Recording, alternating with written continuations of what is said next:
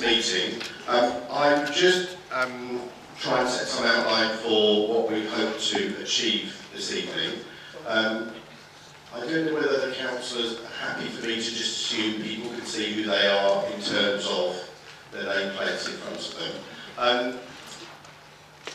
The objective of this meeting is obviously that we all go away better informed, or feel we're better informed about what is the situation with regard to the future of the airport and the plans for the airport. And hopefully we all at least feel we're in a better position to further the views that we either have now or the views that we're developing. In terms of the format for this evening, we will start with Andy Malcolm saying a few words about the strategy as the council sees it. We will then have a presentation from Robin Porter and from Laura Church in terms of their roles and what they're doing within the council with regard to the airport. And then we will have questions. The way that I like to conduct questions is that we do ask questions. If we could leave any comments till later, because the more questions we ask, obviously the better informed we will be. I'd like to do questions in a way that everybody or nobody asks more than 3 questions, while there are other people that still want to ask questions, so everyone gets a fair chance to ask questions. We have 2 hours really to get through that process. Just for those of you that are aware that some of this meeting is being videoed, if you do not wish to be seen on that video, just make the people who are taking the video aware of that. I'm sure they will make sure you're not in. Is there anything else that I've missed that anyone could think of? No? Okay. So, Andy, you've got it. Andy, if you could just start us off. Thanks. Good evening. Thank you for having us back again to come and talk to you about these issues. So my name is Andy Malcolm. I am the chair of the board of directors of London Luton Airport Limited, which is the council which owns the freehold of the airport. So we have long-term responsibility for that, and London Luton Airport Limited, company which I am the chair of the board of directors for, is wholly owned by the council, which is why its council officers and London Luton Airport Limited officers as well. So my role is to provide strategic leadership with the officers who are responsible for the everyday operational work at the airport. They also interact strategically as well. They're very strategic. So that's my role, and then I'm the chair of the board, so I have responsibility for chairing our meetings and leading us through the agendas and the items that we're looking at and considering them robustly and fully. So tonight we're going to talk about these things in terms of the London Luton Airport Limited slides. So we'll talk about why we're growing London Luton Airport. We're going to talk about the development consent order progress to date and that process itself. So that's a plan application. Because of the scale of what we're proposing in terms of expanding the airport quite significantly, it's a planning decision that is made by central government. So the planning application goes to the National Planning Inspectorate. They make a decision essentially, and then it's ratified by the Secretary of State for Transport. So because of the scale of what we're looking at, it's a decision that is made. It's not made locally. The decision is made by the central government. But we're going to talk about our progress to date. So that's largely been about the non-statutory consultation that we undertook last summer. So we're going to talk you through some of the results of that. We're going to talk you through our preferred option in terms of what we think we're going to actually put an application in for. But of course, before that application goes in, we'll have the statutory consultation, which will run next autumn. We're going to talk about some of the impacts, both positive and negative, in terms of what we're proposing. We're going to talk about New Century Park and the Century Park access roads, so the developments to the east of the airport. We're going to talk about the Luton Dart, which is the connection between the Luton Airport Park station and the terminal itself. We're just going to get more people using the train to get to the airport, which will take people off the road. And then Barnet Square as well, which is the development down by the station, what we're proposing to do there in terms of a hotel and some offices, bringing more employment to Luton. So that is what we're going to talk through this evening. On my outside is our vision. So I said I was responsible for strategic leadership within the airport company. I'm the chair of the board of directors. Our vision, which is about strategic, I suppose, is to make the best use of our existing runway, supporting local, regional and national economic growth. So the airport has a significant impact on the economy, both three of those places, so locally, regionally and nationally. It has a really significant economic impact. There are many people within Luton who are employed either directly at the airport or within parts of the supply chain. EasyJet have around 2,000 employees and they're based up at the airport. There are significant numbers of people employed because of the airport and the success of the airport. So we're proposing to make best use of our existing runway. That's exactly in line with central government policy about airports. So central government policy is to let airports expand. So we're not proposing any sort of realignment or extension or anything like that. We're just proposing to make use of what's already there. And that is in line with central government policy. And then the other part that's really important for me is actively managing the environmental impact. We are aware that there are consequences of owning and running an airport. Not that we run it day to day, but we have a level of responsibility for the airport, and we do care, and we are your neighbours. We are neighbours with the people who have flights going over them as well, in terms of Luton being neighbouring to Central Beds and Hertfordshire. We have a responsibility to be good neighbours, and we do take those things seriously. There are obvious impacts of having an airport, but I am confident that as the chair of the board of directors that we do take those things seriously.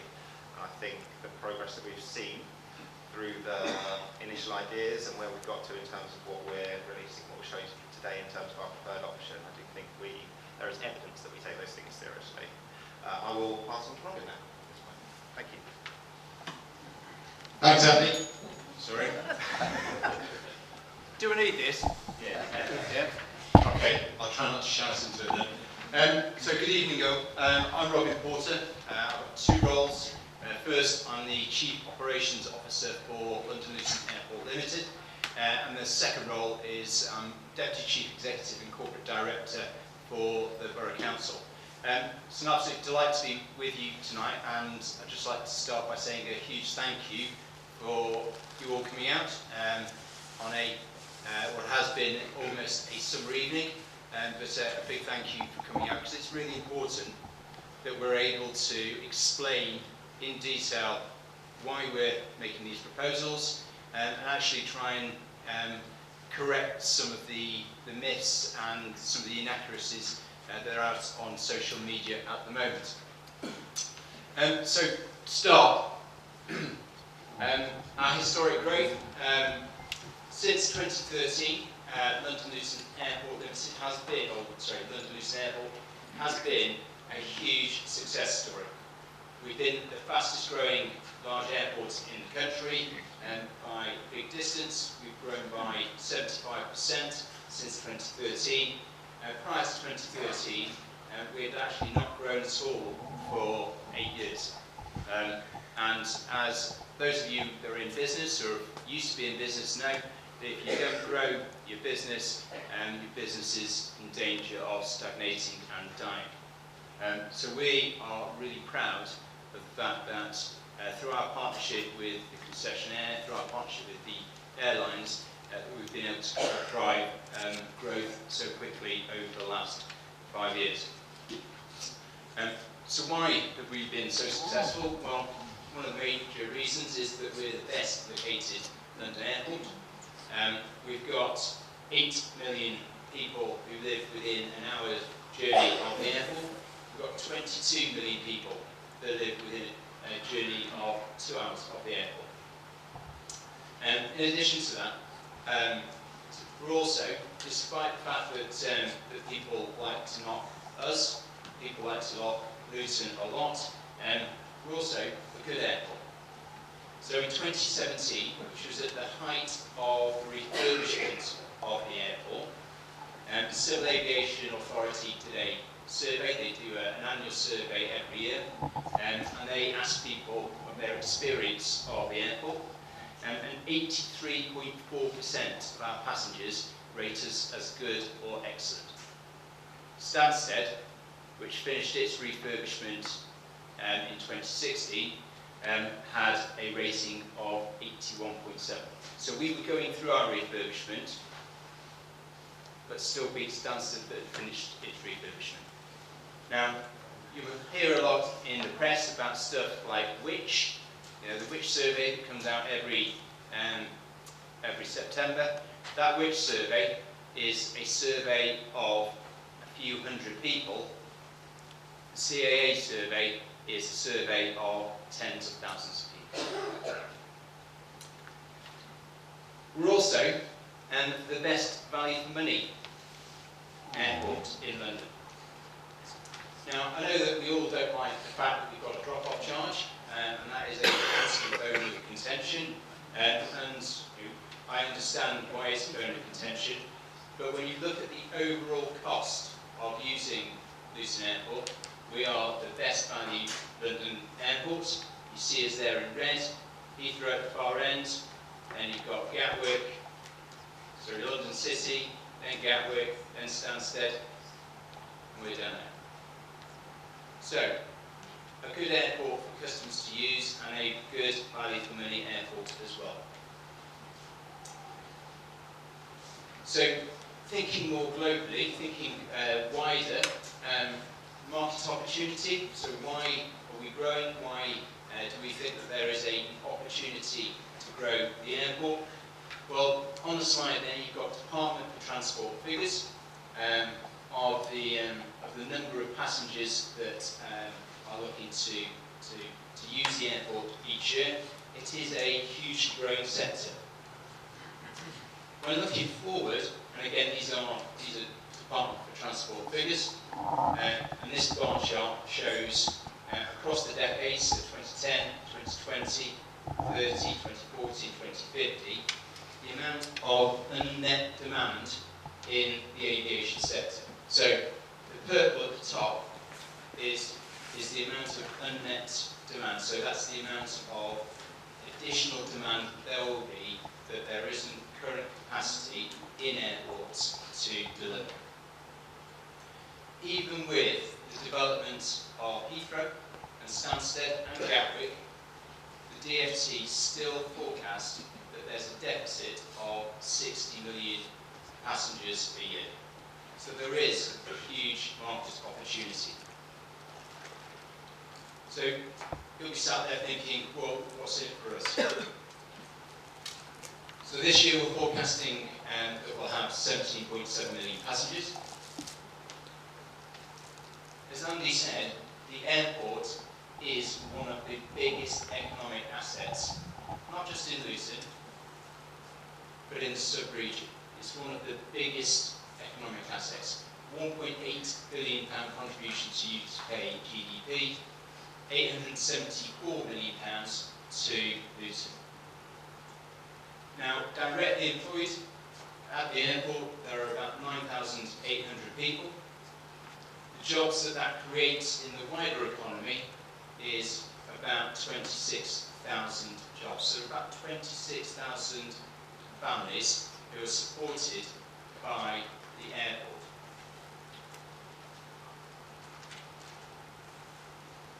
As we grow, for every million passengers, we create about 800 jobs. Now, I know again, in social media there's been some conversation about the fact that they're not very good jobs, but that's not right. A third of the people who work up at the airport are high taxpayers. The average salary at the airport, £36,000. There are a small number of people at the airport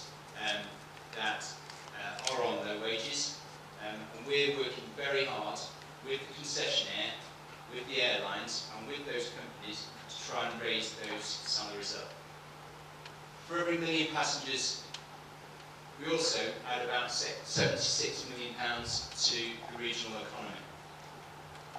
So growth at the airport does drive our local economy. Now in 2018, the Centre for Cities, who again, they do an annual survey, and they look at which places are performing well, and they found that in 2017, it was published in 2018, that we had the fastest private sector job growth in the country. And better than that, we had the fastest growing real wage increase in the country as well. So we're creating jobs, and we're creating jobs that are driving up salaries in the economy. So how does all this money get used, and where does it go? Well, last year, London Luton Airport Limited donated into the voluntary community sector in and around Luton £9.7 million.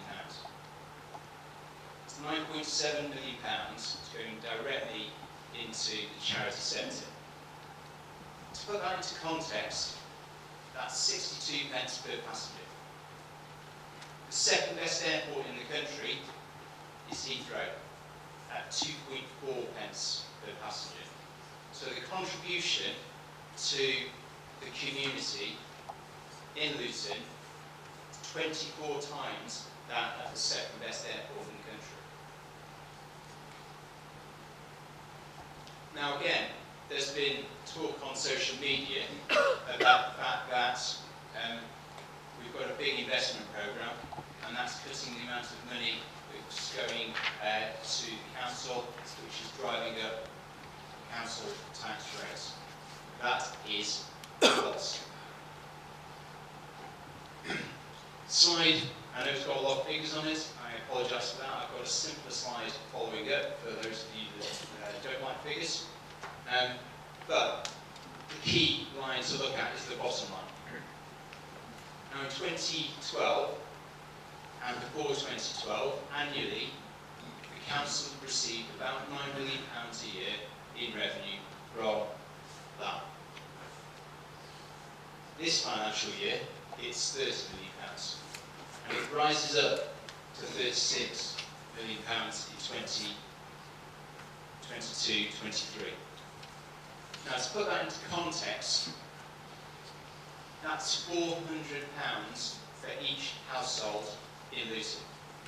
If we didn't have this revenue from LLAL, then council tax bills would have to be £406 higher to fill the deficit. This is the slide for those of you that don't like figures. £9 million back in 2012, 2013, and you can see what the growth in the airport, the change in strategy that we've got, the bold agenda that the council has got led by Andy and Hazel, and see what that's delivered. To put the financials into context,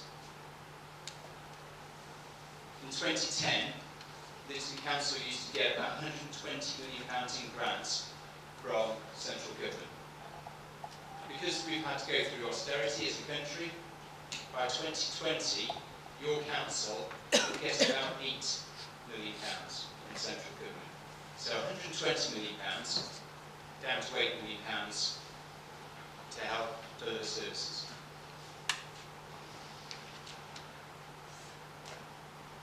So that's the context. I'm now going to go on to where we are with regards to our development plans and come back to some of the impacts that we're looking to mitigate.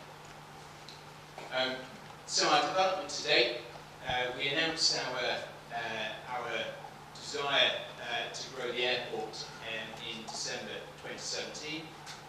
Last summer, we undertook an extensive consultation. I'll come back to that, the results of that in a second.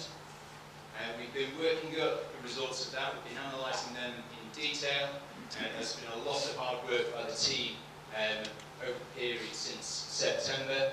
And the reason we're here today was twofold. First, the leader committed to come back to you as soon as we had something new to say, and we now do, because we've announced our third option for the development of the airport and have published the non-statutory consultation results. So just to look at the non-statutory consultation, we were absolutely delighted that through the 19 events that we held, we had over 1,700 people come and engage with us. And when we say we were delighted, we really were, because those consultations, those responses have really helped us to improve the plans that we've just released. We had 892 submissions, which we've been working on, and the document, the non-statutory consultation document, which summarises what people said to us, can be found on our website. The web link is at the end of this presentation. And so just to pick out some of the specifics,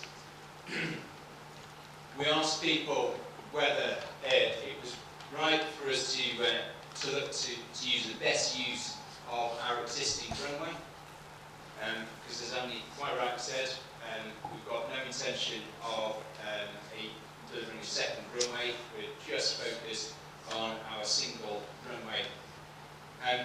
Of the people that responded, you see the orange there, 409 agreed, 157 disagreed.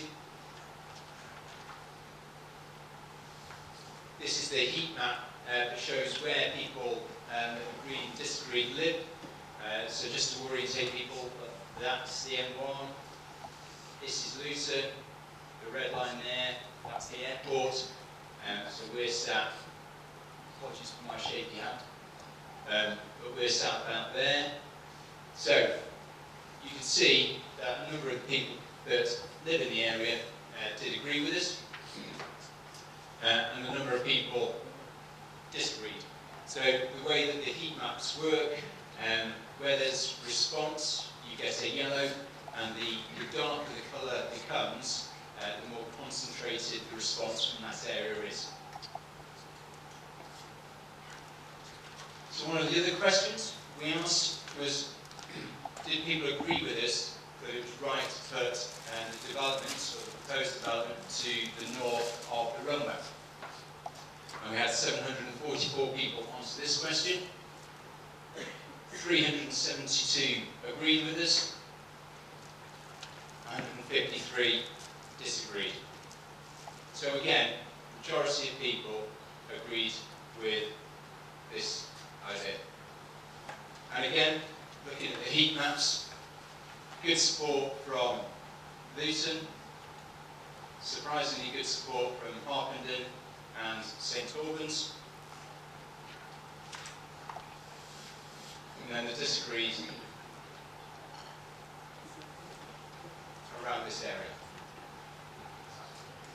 Now, as part of the consultation, there was also the opportunity to tell us what impacts you were most concerned about, and this is the list in ranking order of the things that people were most concerned about.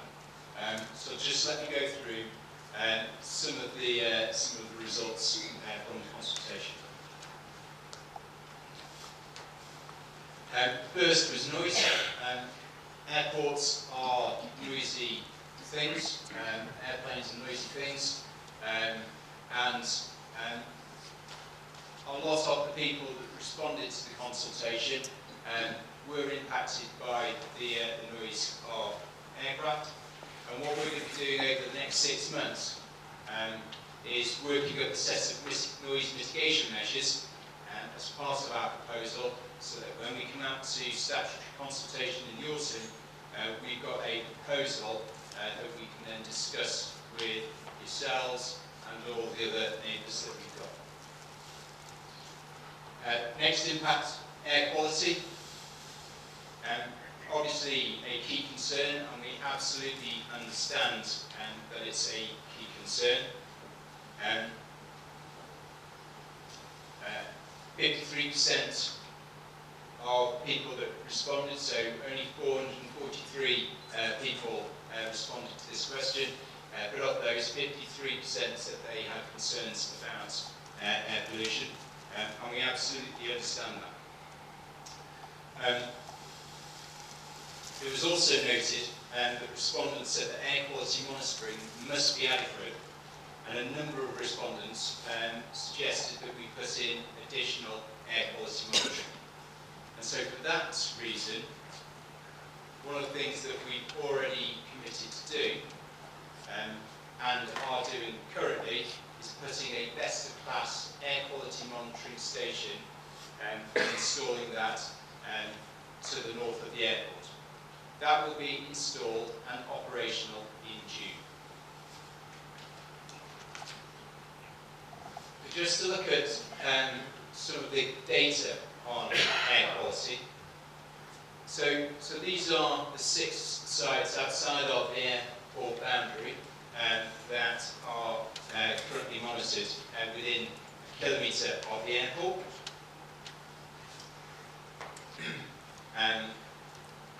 Sites down the side, years across the top, and what you can generally see that in 2017 air quality was generally better than in 2011, and that is despite the fact that the airport has grown by 75% over that period.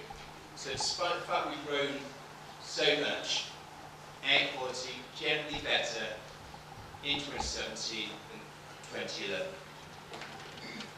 I'm not downplaying people's concerns, absolutely not. I just want to put some facts out for people to understand.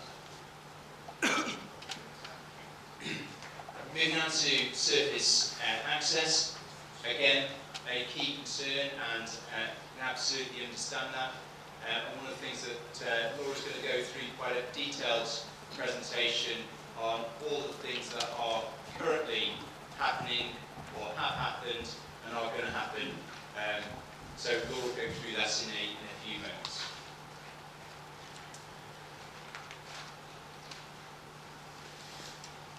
Another key concern, I know it's a key concern of a number of people in the room, which were about the fact that as part of the proposal, is built upon the current Wigmore Valley Park, and as part of the proposal, we are proposing to replace the park.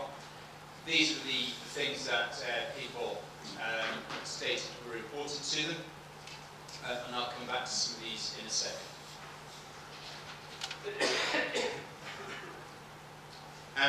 So, as part of our development of our proposals, we have started to work up our mitigation measures. These are still very early in gestation. They haven't been signed off by the LLAL board, they haven't been signed off by the council. These are just thoughts from the project team currently. So they're not yet commitments, but they're just, we're putting these up to give you a sense of the direction of travel and the types of things that we're looking at to try and mitigate the impacts of development of the airport. First is with regards to access, and there are 3 themes here. So the first theme is access. We're obviously doing we've put in place a major investment in improving surface access to the airport. I'll come back and say a few words about the Luton Dart in a second. But as part of the consultation, a lot of people and a number of the local authorities said that they'd like to see the bus operation to the airport improve. A number of people also talked about, a number of people also talked about installation of resident parking schemes and greening improvements, so tree lining as some of the key routes to the airport. The second theme is community. We obviously talked about the £9.7 million that London Luton Airport Limited currently donates out to the community. concessionaire also donates an amount of money, a much smaller amount of money, but they do spend some money. But we've started having thoughts and conversations about how we could enhance those funds. There is a noise insulation scheme currently. If there was going to be a bigger airport, there would need to be a much bigger and better noise insulation scheme. There needs to be more support for skills and employability. Laura will say a few more words about what we're actively doing today to support that in a second. And then sponsorship of community events. Obviously, we currently sponsor a number of the community events in Luton, and have looked at sponsoring community events outside of Luton also. So the third theme is the environment. So with regards to the new park, one of the ideas that we've got is putting that new park into a trust and having the trust run by the community. We'll be looking to, in line with the local plan, invest in support of areas of biodiversity away from the airport. The airport impacts on the Chilterns because the way that the land rises quite steeply in the Chilterns. So support the Chilterns area of outstanding natural beauty and an enhancement of heritage and landscape assets in and around Luton. So those are the types of things, and I've just put those up as examples. I just mention again, they've not been signed off by the board or the shareholder, but they're just the types of things that we are thinking about and trying to work up at the moment as mitigations to some of the impacts. So come through to our third option.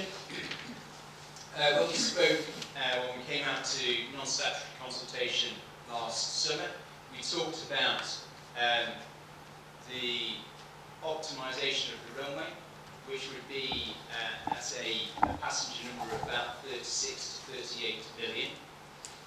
And that we retain as our long-term vision. However, for this submission, we've actually made a decision for a number of reasons, and for this submission, it would be more sensible to restrain our ambition to 32 million passengers. So just to quickly talk you through the master plan. That's the runway. This is an airport parkway station, the current terminal, the current multi-storey car park, the new multi-storey car park that's going up. And the plan is to put a second terminal with aircraft stands and improved access onto the runway, car parking around.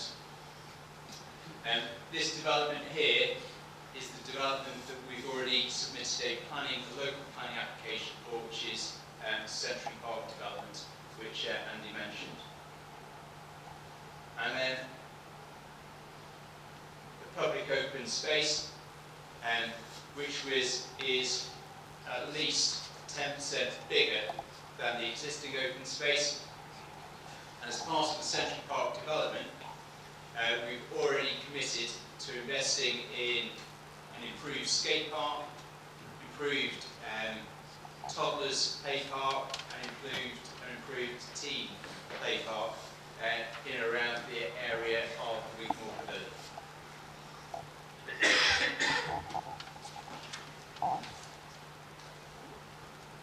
Moving to the timeline going forward.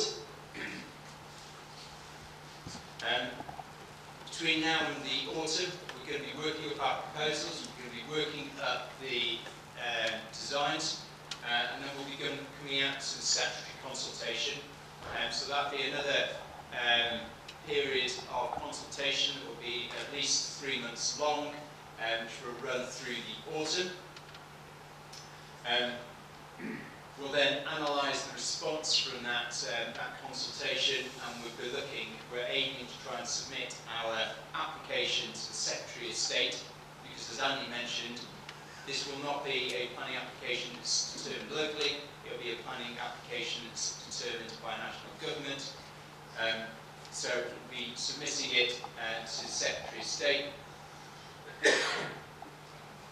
There'll then be at least 12-month process of reviewing that and going through a full inspection of it with a possible date of a decision of autumn of 2021.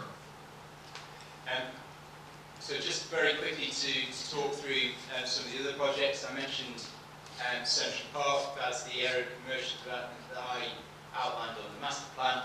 It's currently in for a local planning application and we are hoping that goes to the planning committee in the spring and deliver 3,000 jobs. And as part of that project, we also put an access road into the business park. The Luton Dart is on site currently. I'll come on to that in a second. Due to open in 2021, it will replace the really quite rubbish bendy bus that we've got currently. The bus that can get snarled in traffic, the bus that can take 20 minutes to get from the bottom to the top. Transfer time from the train station to the terminal will be 3 minutes. A real game changer for us. The manufacturing of the trains already started, and these are pictures. I was out on site yesterday. That's a picture down by Airport Parkway, where we're putting the station. And this is the start of the tunnel that goes underneath the taxiway as you go into the central terminal area. I only do a capture of the hole, because the ladder comes down to the bottom of the hole halfway through. That's only about half the size of the current hole. And down on Clifton Road by Luton Airport Parkway, we've got a development called Bartlett Square, which we've already received planning permission for. As Andy said, putting a hotel onto that site, 196-bed hotel, and 240,000 square feet of Grade A office space, all of which would deliver about 2,000 jobs. I'm going to hand over to Laura now, before we then take questions after Laura's presentation. Okay.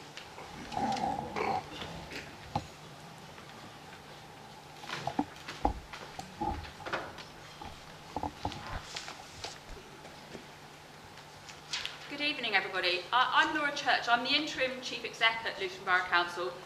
Some of you in the audience will know me. My actual role at Luton is as corporate director of place and infrastructure, and there are some people in the audience that I recognise from work that I've been doing in Luton over a long period of time. So I'm going to talk to you a bit more this evening about some of the things that we are doing as the council to deal with the now issues. Robin's talked to you very much about the future plans, but actually the feedback that lots of you have given to us and given to us at the previous meeting was you want to know what's happening about some of these things now. So I'm going to give you a flavour of that. I'm also going to talk about some of the other things that are going on in your area, because I think one of the things you said at the last meeting, it's not just the airport, it's everything else. So to give you a flavour of all of that. So I'm going to talk about a scrutiny meeting that we are setting up to look at the airport air quality, highway investments and what we're planning, the investment that is going into the skills agenda that Robin referred to, and also some of the other development proposals that are around, to give you a flavour of all of that.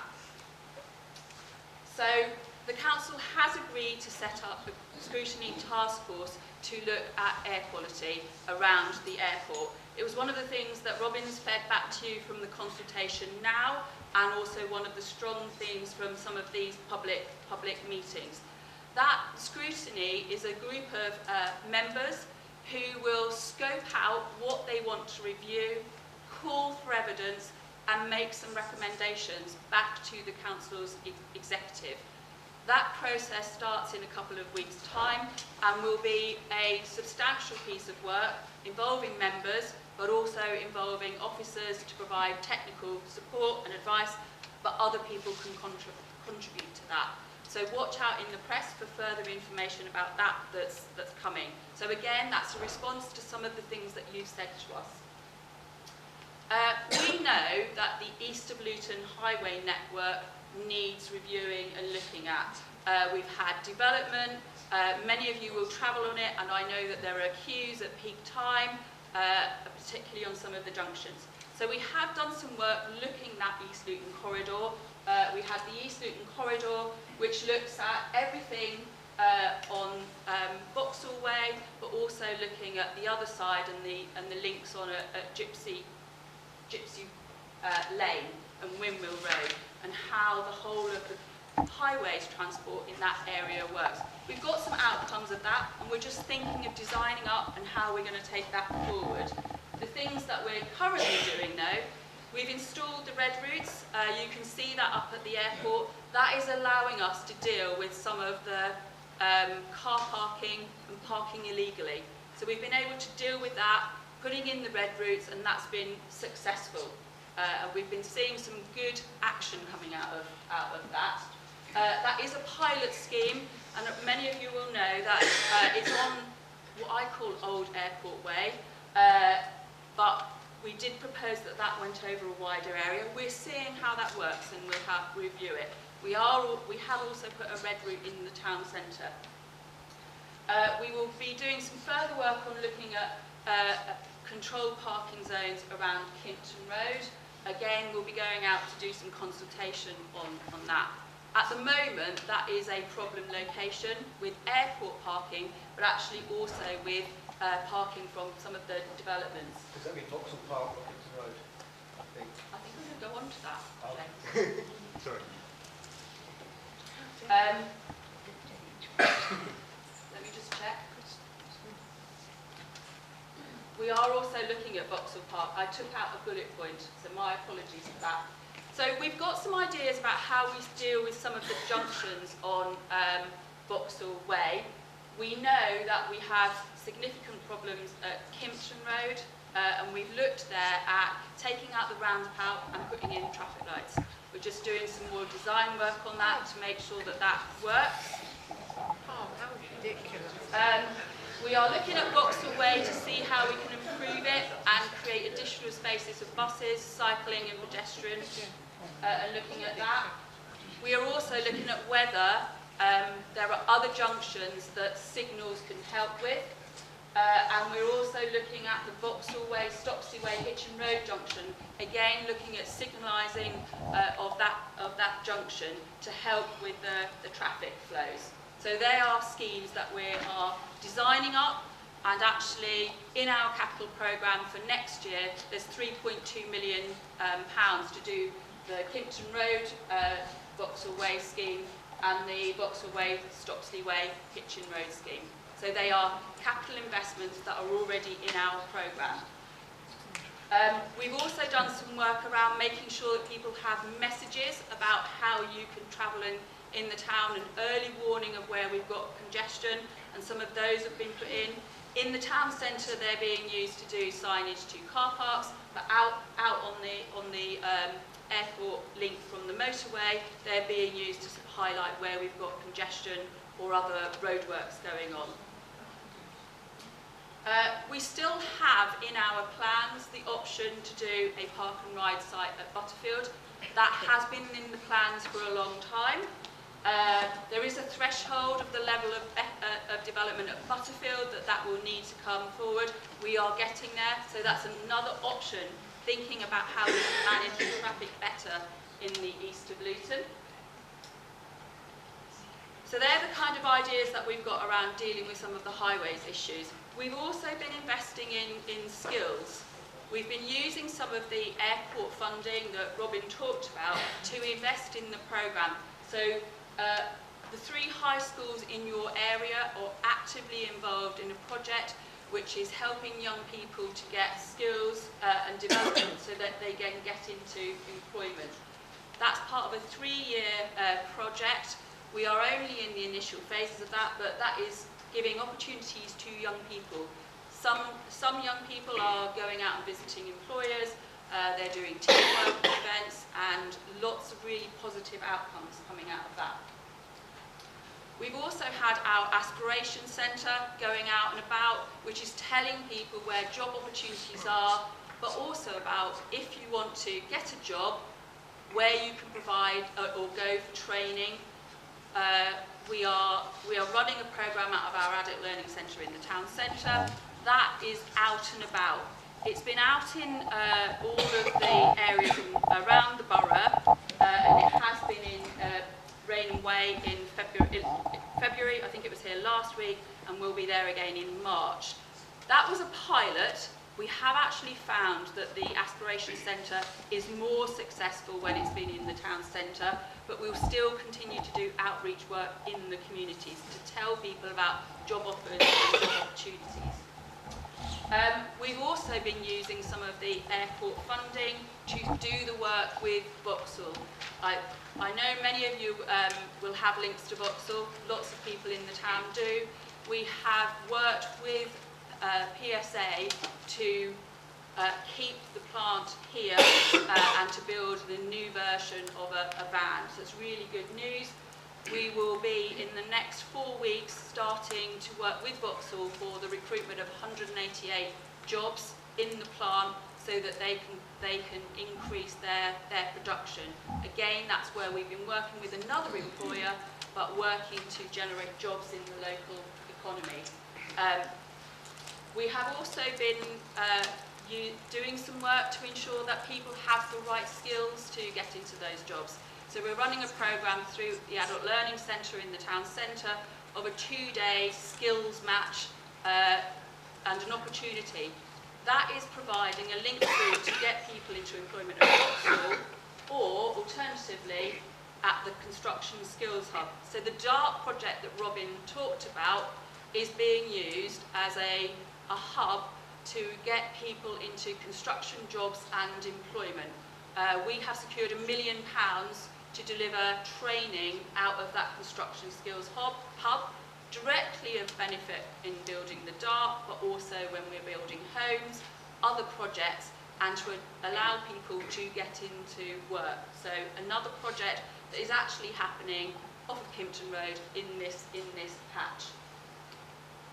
In terms of planning applications then, just to give you a flavour of what's going on at the moment, we have got another building at Butterfield going to planning committee tomorrow night.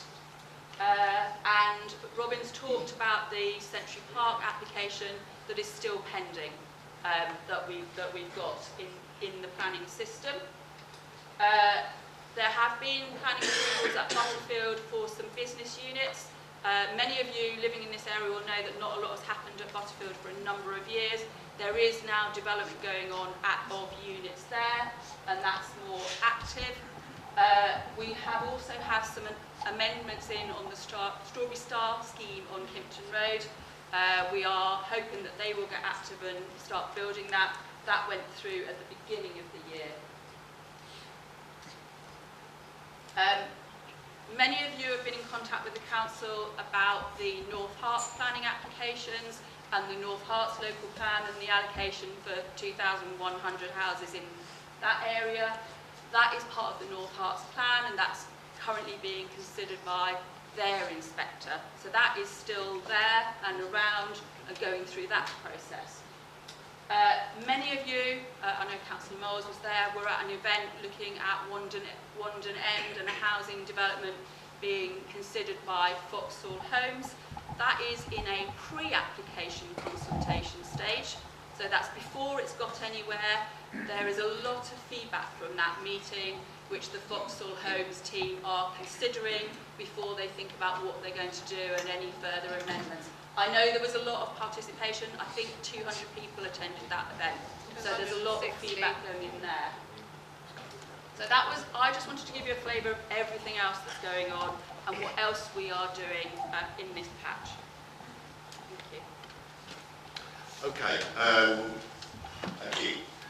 What I'd like to do is if we could start with questions there's so many issues that have been raised. If we start with the airport, questions on the airport. As I said, what I'd like to do is if we work around the room, nobody has any more than 3 questions, try and keep the questions pertinent. We've got about an hour or so to try and get them all in. So if we go one by one. Yeah. Right. Should the council be giving themselves planning? Sorry. Right, thank you. Should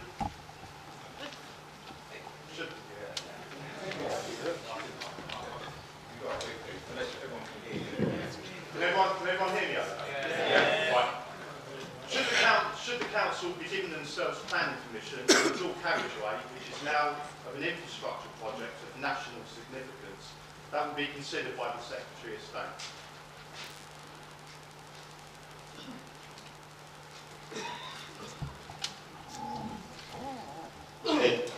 Because it going in as a separate application, there is no choice apart for it to be considered by the local planning authority, because it's only because the airport expansion as a whole is such a significant project that it goes through the DCO process for being considered at a national level.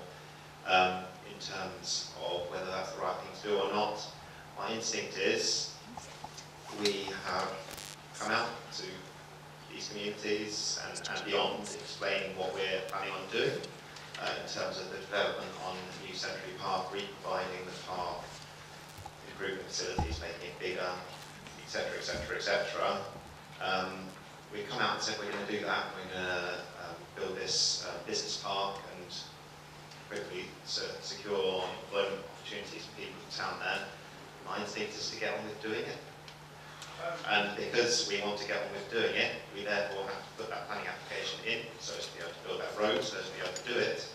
And because we're putting that in as a standalone application, so as well as it going in the bigger vision, because it's part of the bigger vision, but because we want to get on and do it, because we said we were going to do it, and actually if we then didn't do it but then did it later, it's a bit confused. I think we should just be getting on with doing it.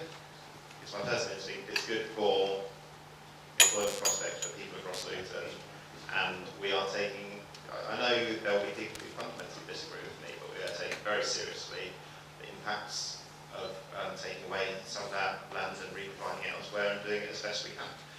My instinct is to just get on and do it, and therefore because we're just getting on and doing it, we have to put in a standalone application which has to be considered locally. So that's the answer. Okay. Would you agree that a dual carriageway for a business park is a overkill?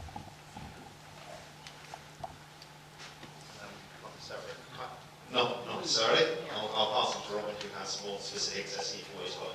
Can you just please have that legal side rather than the inside? Because we don't really want to hear about the inside. We want to hear about the I fact. think it's your question. Okay, Yeah, yeah. just asking, do you Well, as a legal answer? I just think it's important that we... Okay, one at a time. Could I just, Scott, you couldn't just absolutely clarify for everybody in the room which particular dual carriageway you're talking about? Well, the application of the dual carriageway to serve, you know, the new terminal and the business park. So we're talking about the one from Airport Way, round the back of the airport to Century Park? Yeah. Okay, good, yeah, just so everyone's clear. Okay, so your second question is? Second question is, the Eton Green Road access, is that going to be taken off the planning application? So what Scott's asking is there's a link between Central Park Access Road and the Eton Green. We have been working with our traffic team, with the traffic modelers, to see whether we can remove that. It's not going to be taken off the planning application, because the planning application stands as a whole.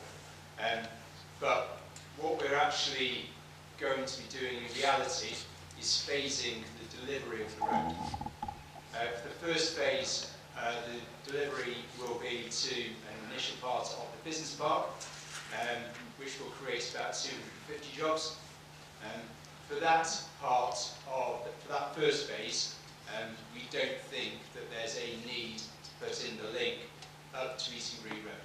So, for that first phase, currently, I don't think, I've got to underline the word think, because the traffic models are still doing their work, but I don't think it's going to be needed. Because Could we just get a clarification, because it's a really, really important question. So what we are saying is that, although it might not be built immediately, the access road from Eaton Green Road to Century Park and the airport, in your view, you intend that it stays in the plan? Yes. Okay. if it stays in the plan and it gets approved, then it's there forever. So that you could say that you're not going to allow access from there, but words are meaningless when if it's approved you can do it, and that stands forever as well. The fact that you've got Eaton Green Road is already developed as it is, and then you're announcing that Ashcroft Road and Wigmore Lane are going to be major routes into Terminal 2, and the infrastructure just simply can't take it. Where's the money being put in for the infrastructure to take traffic away from this gridlocked area? Because all it's going to do is increase massively on negative impacts on air pollution. And we're talking about, it's going to go past schools, it's going to impact majorly on air quality, on children's developing lungs, and it needs to be looked at, and there needs to be a serious rethink, because it's going to have a major negative impact on the local area, on people's long-term health that we're talking about. So you can see from these plans that it seems to me you've gone for the cheapest option. You have not looked at adequate infrastructure for a project of this scale. The only thing you've got in place is the DART, and the DART system. And even with that, you're looking at about 36% of people using it. You're still going to have over 70% of people riding by car. And that's what Luton Borough Council wants, because they make their money from the car parks. They want people to drive to the car parks, and they make money out of it. Luton is one of the most congested towns or cities in the country, where the infrastructure to cope for a massive expansion and all the associated traffic and all the negative impacts. It just seems like you've gone for the cheapest option, and the people that are in the brunt of it all are the local residents around this area. It's not good enough. Analysis is part of the planning application, which demonstrates that the plans that have been put in on the Century Park planning application are right and proper. With regards to the airport expansion, there's still a lot more work for us to do, and I can't talk to you about detail today. I will be able to talk to you about detail in autumn when we come back out and have an extensive consultation process with you. Just to pick up an inaccuracy, though, for everybody, and just to clarify the commercial arrangement between ourselves and the concessionaire, we don't get the car parking in. So Scott's assertion is not correct. What we get is we get a concession fee. So for every passenger that goes through the airport, the concessionaire pays to LLAL a sum of money. Okay, so it's a sum of money per passenger. The concessionaire runs the airport, it runs the air operation, it runs the parking, it runs the drop-off, it runs the retail. So it's not a right assertion to say that we want to drive the amount of parking. Absolutely, it's the opposite. We want to drive people out of their cars and onto public transport. That's why the board and the shareholder have signed off on spending a lot of money on the DART. The DART is costing £225 million. But it will be a game changer, and it will help us to drive people out of their cars and onto public transport. Okay. The gentleman, I'm working around the gentleman at the back. Apologies, ladies and gentlemen, going back to the same thing. This is the planning application for Century Park and Century Park Access Road. It is a road to a business park. From the preferred option, it is now a road to a stonking great terminal, because it leads right to the drop-off. It will be the only access road for the development of that project. It will have a link road to the local area. This is a local development plan. It can be decided at a local level. It has now gone from that, through your own choice, to being part of a national infrastructure project. Therefore, that road application must be removed from the planning process immediately and not be discussed again until all of the final planning for the national infrastructure project has been done by central government, because it is now an essential. Because if you take that road out, there's no way of getting to the land where Terminal 2 is going to be built. That road is now essential. That road cannot be passed by a local planning authority. It is in breach of planning guidelines. So tomorrow, that planning application for the road must be withdrawn. Okay.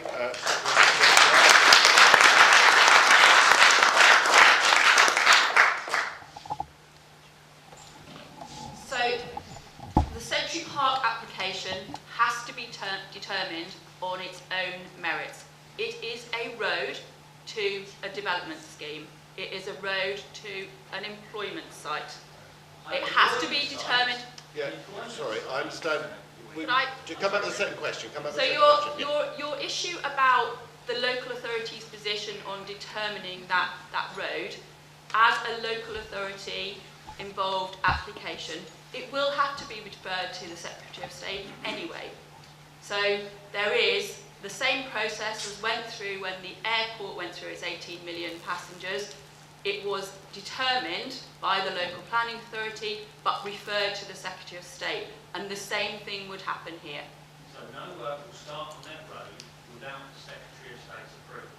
Because one of your colleagues, No, Mr. can I- Aldridge, has said in his letter to the local residents that the reason d'etre for the road, the Century Park building park, will only be built if the economic circumstances at the time are prevalent to it being built.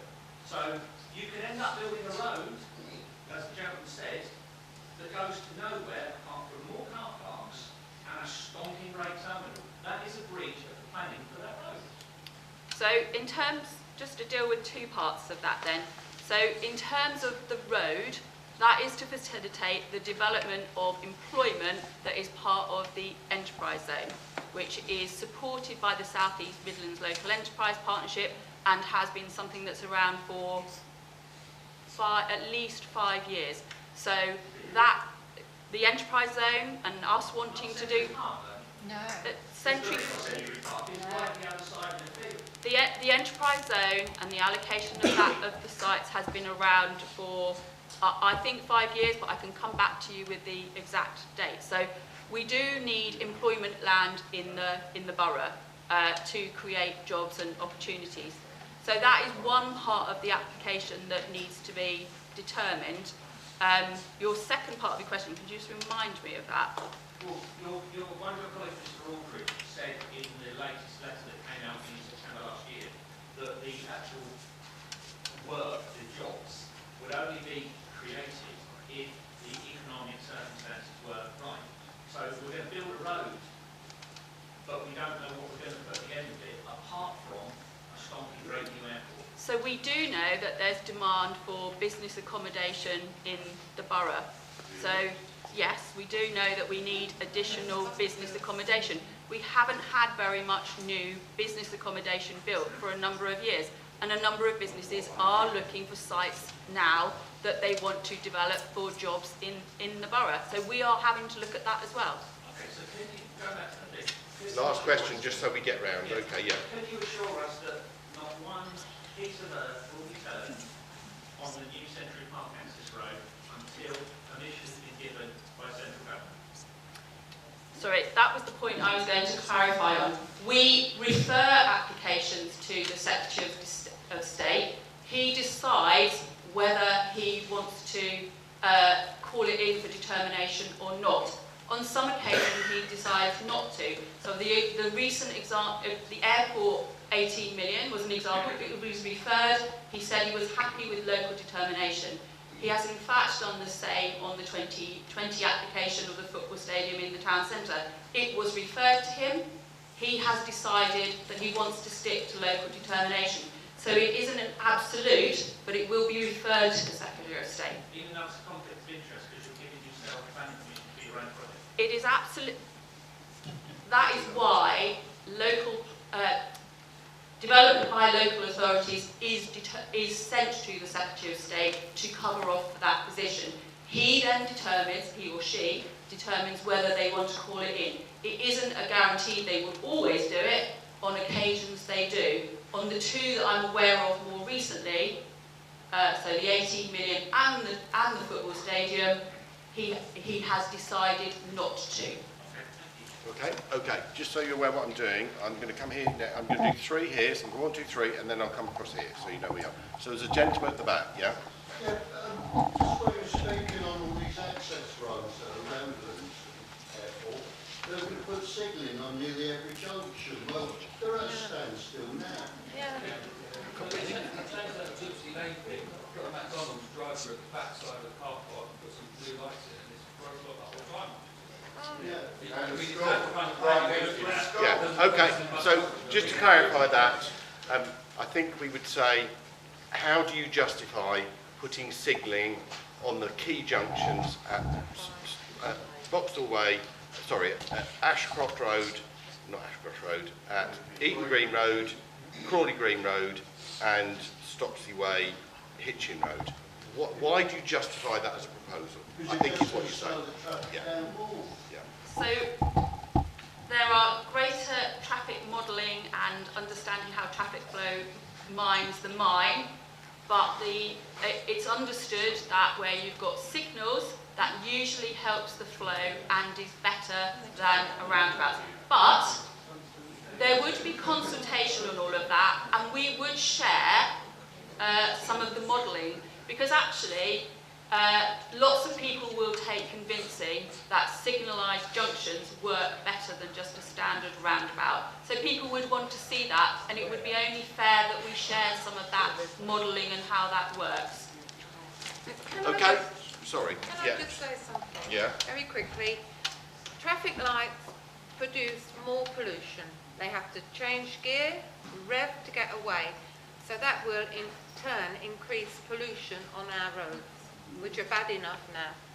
Okay, we'll take the conversation. This lady here, sorry. Yes, a question for Robin, please. About your best of quality air monitoring. The way you were talking about it, it sounded as if you were just going to place it in one point. Is that correct? Yes. And where's that point going to be? Exactly. The site is to the south of Wigmore Pavilion, and there's a scientific rationale for that. Tell me. So the site is going to monitor 10 different pollutants, better than or more monitoring than any other airport in the country. The reason that a number of the other airports don't is because there's a perception in the industry that those pollutants aren't an issue. We're going to monitor them so that we can be certain. But I'm a bit concerned it's only going to be in one particular position, because with the extra traffic going to the airport and coming along Wigmore Lane and Lallyford Road, all these other sort of areas through residents' housing, there's going to be a lot more pollution on all these roads, and if you're just monitoring it in one place, it's not going to pick up all that other pollution.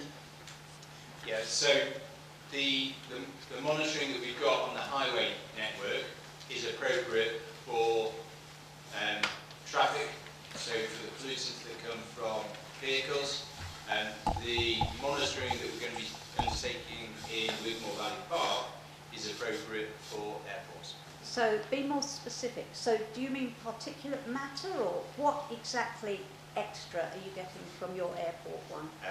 To give you I can't give you the full range of the 10 different, but what we will do is we'll put that on our website within the next week. Okay, thank you. Okay, we'll come back, Scott, just so we get round. I've got 2 and then we'll come back, okay? This gentleman here. Hello, I'm Joe. I'm from Breachwood Green, your nearest neighbour, Luton Borough Council. Whoop whoop for Breachwood.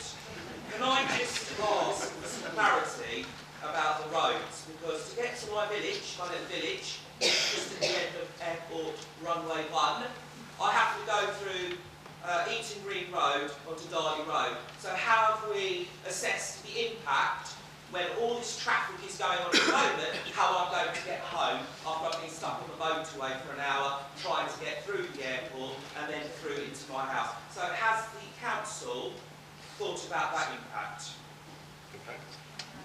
No. It hasn't.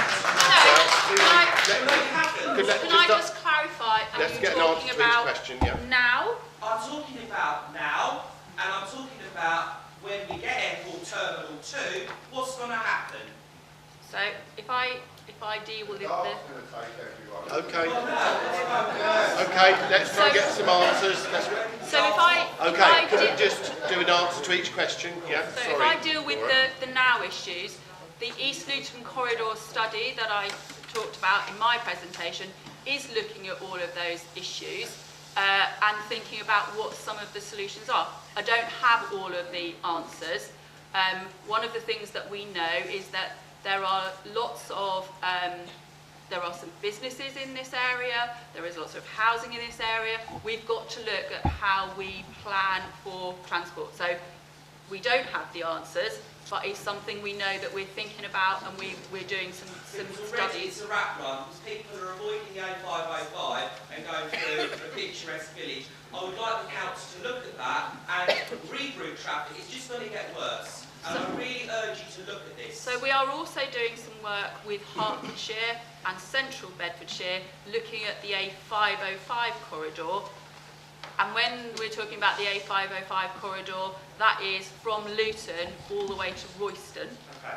And then there is another group of people looking at the A505 as it then goes into Norfolk, Suffolk, and that area. So that takes some thinking across local authorities. So we are doing some thinking about that. Again, I don't have the answers, but we know it's a corridor, because if I was speaking to colleagues and councillors in Hertfordshire, they would be talking about Hitchin and the congestion.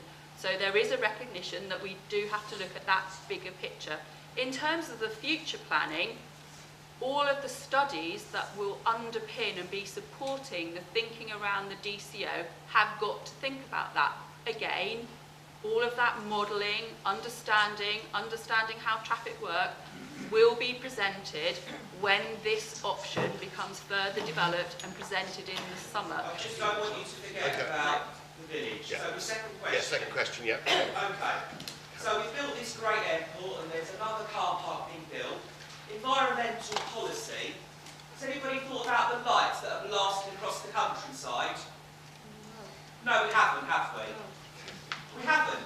So what impact is Luton Borough Council doing as the owner and leasing it out? What are you doing about the light pollution? Because that's really important right now. Talking about wildlife, dark skies. Yeah, Creed Roman village site is blighted by the lights right now. So what have you done about it? Okay. You talk about landscaping, so that's my second question. Good.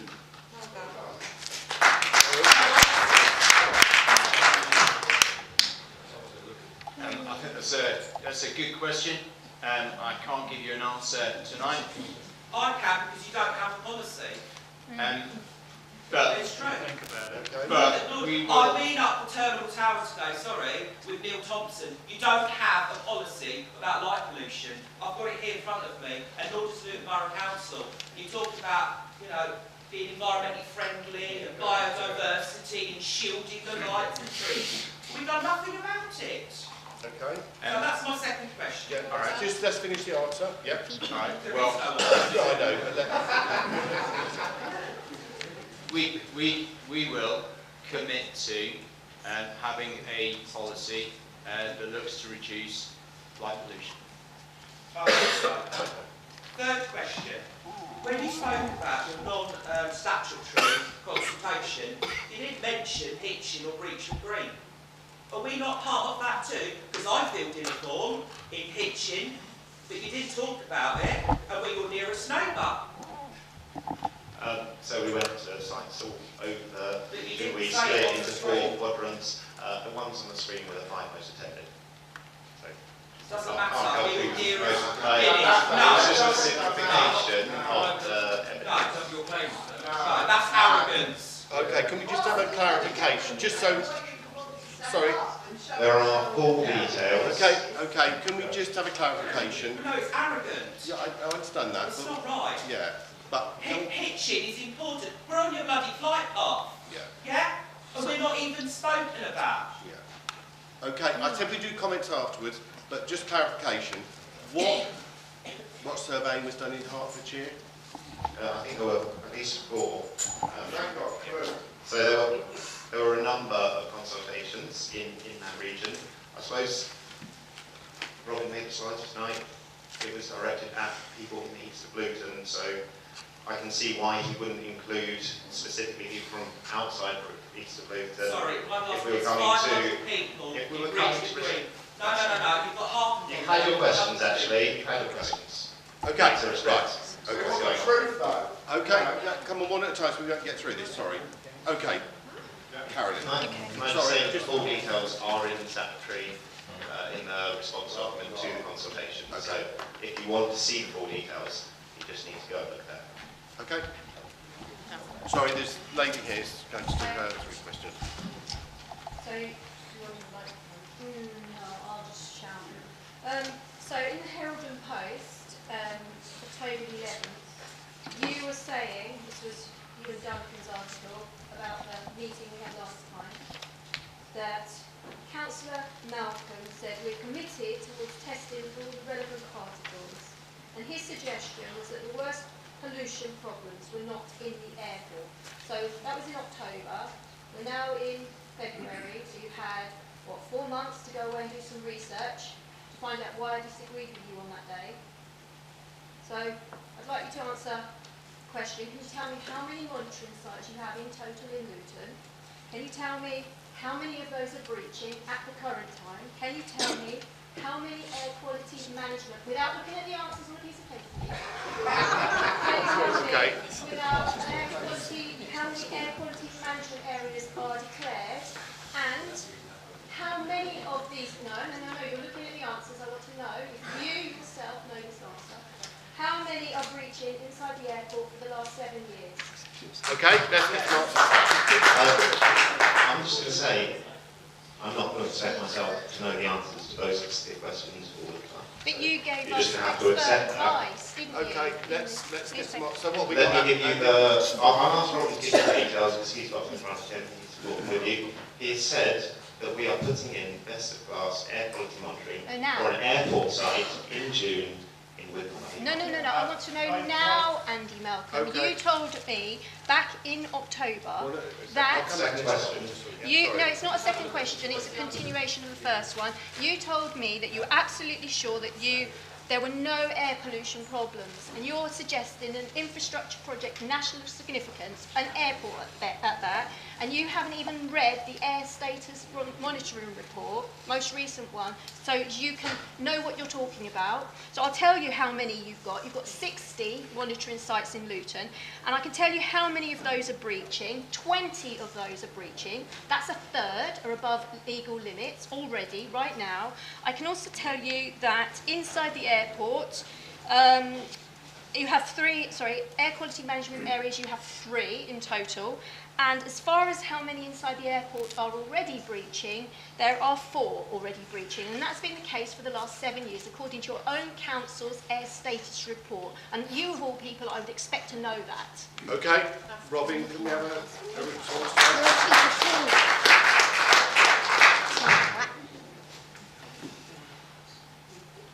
So, within the boundary of the airport, there are a number of sites, as Caroline says, where the air quality... where the air quality does exceed the threshold, but the threshold is about the impact on residential property. As I put up on the slide, the airport's bounded by 6 monitoring sites to assess the impact on residential areas. In none of those monitoring sites does the total of pollution get anywhere near the level at which it would exceed the threshold and at which we'd have to call an air quality monitoring, we'd have to do the assessment. There are 2 areas in the town, well away from the airport, where we've got air quality monitoring zones. They're not to do with the airport. So there is a number of stats there. They're in the airport, they're not to do with the airport. What if it's traffic that's going to the airport? Okay, I understand what you're saying. Sorry, are you done, Robin? Yeah. Okay, Carolyn, number 2.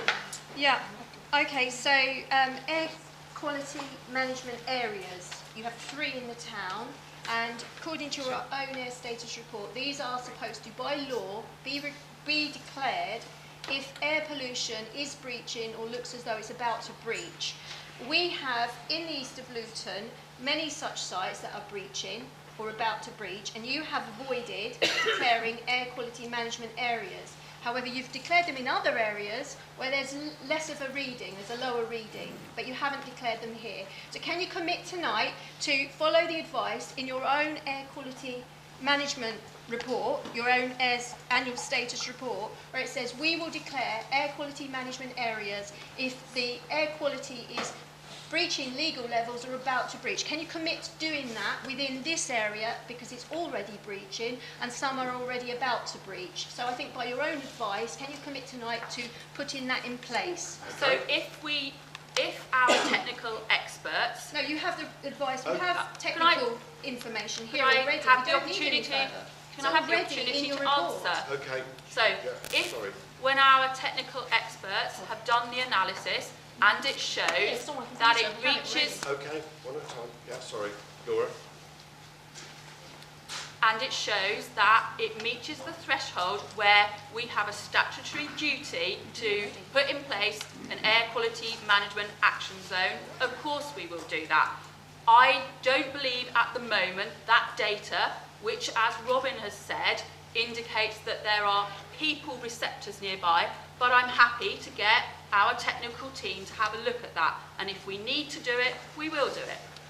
Okay, question 3, Carolyn. Yeah. Just a comment about the people receptors.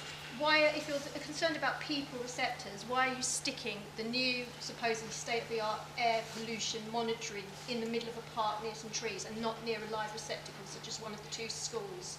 Yeah.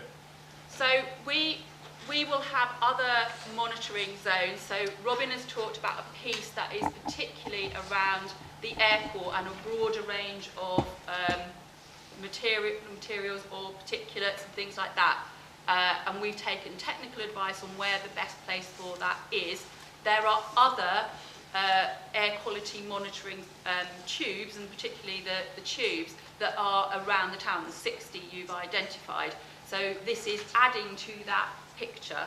We have another more sophisticated monitoring station which is now in the town centre, and that is one of the reasons that we've had a look at that zone. So there are, depending on the circumstance, this one is particularly picking up other particles, particulates, and Robin has said we'll publish what those are. Can I just quickly jump in? All right. Related to this, as Robin said, that there's just one location for this new air monitoring programme, just one. That's not good enough. You're not taking seriously the effects of air pollution. According to a Luton Borough Council report, a recent one, 86 people a year die relating to air pollution. That's mainly pollution from traffic, from the M1, and also from the airport. And you know, if 86 people a year die now, then obviously with expansion, with all the associated traffic, with the millions upon millions of extra cars on an already gridlocked system, then it stands to reason that those deaths that are attributed to pollution, air pollution, are going to rise. And one location is not investing enough into finding out what the issues are with air pollution. You need to invest in more. Why have you only got one location? Good question. Okay. Well, Only one location. we haven't only got one location. No, for the class-leading air monitoring programme that Robin's talked about, there's only one. And we need extensive air monitoring. We don't need monitoring that's only testing for certain things. We need to test for as many harmful things as possible. Because we're talking about an expansion that is on Gatwick, on level terms with Gatwick, which is the world's busiest single runway airport. We're talking about significant major impacts to our air quality, to the air that children are breathing. So we need more extensive, we need commitments from you guys to put more extensive air monitoring that you're talking about, the state of the art in locations by roads where the children are walking to school. You know, we need to have proper data, so then we can see if there's a problem now, how we can take that pollution away somehow, how we can mitigate against it now. And this is what I'm talking about. Putting the money in, building an infrastructure that's going to take the pollution from the idling traffic, from the congested roads, away from our area. Okay, Scott, can I just clarify? Can I just clarify? I was just going to say... Okay. Yeah, we need some questions. Yeah, okay. Yeah, I was just going to say, look, you can have a commitment this evening. We haven't got the answers that you're looking for tonight. So we'll go away and we'll go away. You've got a commitment tonight that we'll go away and look at that and come back to you on it. I think, just to clarify, just my view of what people say, is why only one, why not a more extensive of the higher level? I'm sure some of that will have come out in the scrutiny committee when it does its task and finish group on air quality, but we'll make sure that they're asked to specifically look at that. Okay, I am going to work my way round, but this gentleman here was next. Thank you. I've sort of got two questions and a comment, really. The first one, really, I have to direct at Councillor Simmons, is at the last meeting, we were talking about air pollution and monitoring stations outside of the airport. And then we're told that you're only having one monitoring station, and yet I had what I assumed was a promise by yourself that you would monitor the air pollution in Stopsley, Round Green and Crawley, as well as the town centre. Okay, so response to that. We do monitor that in those areas, but as I've said to you now, we'll take that back. That point is obviously a concern for the public, so we'll take that away tonight and we'll come back with some reassurance, and we will make sure that the task and finish group that we explained to you earlier this evening is going to be looking at all of the air quality. We'll look at that specifically. I don't remember promising you that, but if I did, I apologise that that's not, I haven't got that information for you tonight, but I don't remember promising that. Okay, I can send you a clip of it if you like. The second question. The second question, the data that this lady seems to be looking at is from 2017. Could we see the 2018 figures, and could the council agree to set the monitoring figures and publish it on their website on maybe a monthly basis? So I think we've got real-time data coming through on air monitoring. Have you got the website details? We'll send that out. There is a new service available, and we'll send the contact out for that. Okay. And your comment is you only had two questions? In terms of the publication of the 2018 data, we are looking to get that available as quickly as possible. One of the reasons is we've got a new officer who has been reviewing all of this data and will be supporting the scrutiny task and finish when they have a look at it. But we'll confirm when that data will be published to you as well. Thank you. Okay. Did you have a comment? The third is the information you had when you said that it's available live. I don't believe that's the the air quality assessment. I think that's just air monitoring. There is air monitoring. So that is, but there is a more up-to-date data, but also the reports that then feed into where you designate your AQMAs. We are looking to get the 2018 update done. So is it not done at the moment? The officer is, we have to do some calibration of the data because it has to go into national government, so there has to be consistency. So we're having a look at that. At the moment? It's not published at the moment, but we have the data. Okay, so where is the data? Is it with DEFRA? Third question. We have, I'll have to confirm with you whether we have submitted it to DEFRA, but we're doing that validation. Well, I have it in writing from Robin that it's sitting with DEFRA at the moment. So if it isn't, I'd be quite surprised. Well, we will publish it when they have confirmed that they're happy with it. I'm going to let you one more question. Sorry, get you one more question. One more question. It's very clear that the council is wanting the airport expansion for lots of different reasons. Could we have an assurance for the residents of Luton, not just to try and combat the increase in carbon emissions from the airport, that we maybe consider a more green option? So why can the council consider creating more parks and growing more trees in certain areas to offset the increase in carbon? Okay. That's some of the stuff that I like the most. My honest answer is that's some of the stuff that I like most and get most excited about in terms of what we can do alongside doing this. We're looking, some of the slides talked about looking at enhancing biodiversity on other sites across the town and putting in trees along some of the access routes. Okay, and don't be hypocritical. You've destroyed a park to do this. Let's try and get something back. Okay, I am trying to stick. Making it 10% bigger. Sorry, I am trying to stick some order in terms I picked up Lawrence. Well, that probably gone to the quick question answer is that 20 years ago, Luton had a deficit of 50% of its green space. It has less green space than a number of the London boroughs. And that is a serious matter. It's not just the pollution, it's the mental health of the community, the well-being of the community. And I think Luton said we're committed to improving the well-being of its residents. I ask you, if you're moving a park, how long does it take for a new park to exist?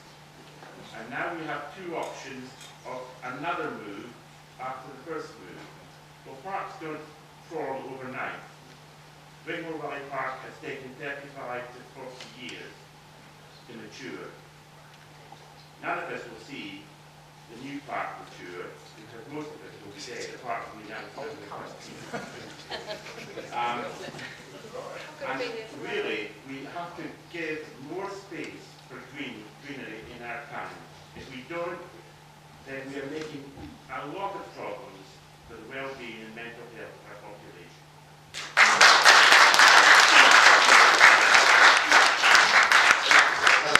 That's some of the stuff that I honestly really do care about. For me, within our borough boundary, we have to enhance what we've got because we are limited by the space, like we're kind of constrained, like our borough boundary is very tight.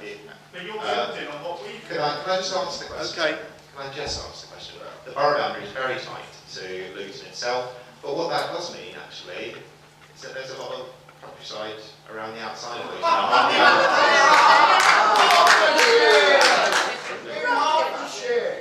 Yes, does that matter? Yes, it does.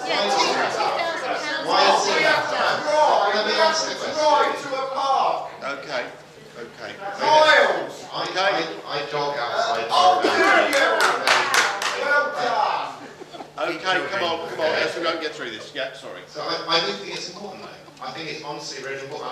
I know people, it's a difficult conversation to have and some people don't like it, but I honestly believe that we are surrounded by countryside and one of the best things that we can do is enhance access to that for people who live inside the borough. Okay, can we just, because we've got quite a lot of people coming up now, so can I just do, this lady's been waiting the longest, and then I'm going to give everybody else one question so we get through, everybody has a chance, as we won't get through. Okay, this lady here. Just two things. The first thing, to feed off something Lawrence said with regards to the park situation and building it. Surely the new park should be built before the old one's destroyed. Is that going to happen? Yeah. Okay, so then we can see. No, absolutely. No, Okay, I'm just going. Yeah, sorry. And the second question is, my personal point of view, and seems like a lot of people are similar thinking. Traffic lights as opposed to roundabouts, I can't see it. I live on Stopsley Way, so it's right by the Vauxhall Way, Stopsley Way junction at the top of Round Green there. Rather than just taking out the roundabouts, that seems to be the thought process at the moment, surely, as a middle ground, at the very most you should do, would be to put the lights on for rush hour only or something. Is the thought process not going to that, rather than just get rid of that roundabout and put traffic lights? Because that's an awful idea, especially up there. What I'm trying to share with you is that we are looking at those problem junctions. There will be a lot of design to go in, and there is always a lot of concern about signalised junctions and traffic lights and the way that they work. But we need to look at that. We will consult on some of those issues, and you'll have an opportunity to give your views. I am feeding back to you on the work that we're doing and what the design is showing us at the moment. Engineers, when they work on these things, will always show that signalisation, so having traffic lights, helps the traffic flow because it manages it. There are places where you've got those lights on at peak times only to just manage the flow, but we're not at that level of detail yet. Okay, I don't like to say this. Could I just say Chorl End Lane? Just say Chorl End Lane, okay, because that took 10 years to put them in and take them out again. So, 3 Chorl End Lanes in my patch, no thank you. Okay, sorry, I'm going to work my way back. They are working in the lady in the red here, sorry.